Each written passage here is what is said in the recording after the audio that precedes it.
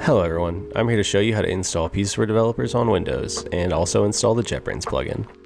Open up the install link in the description and click download at the top of the page.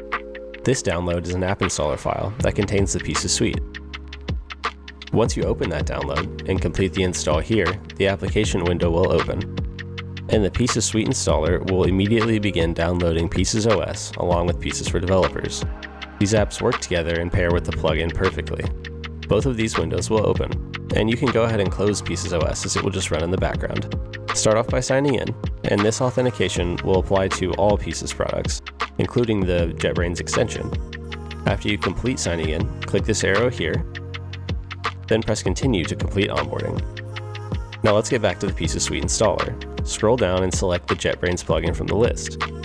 This will open up the JetBrains marketplace with information on the IntelliJ plugin and a video for getting started. Click Get and the Versions tab will open.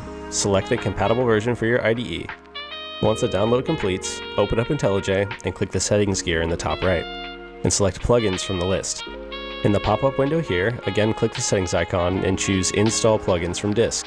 A file tree viewer will open, and navigate to the location where that zip was downloaded and select it.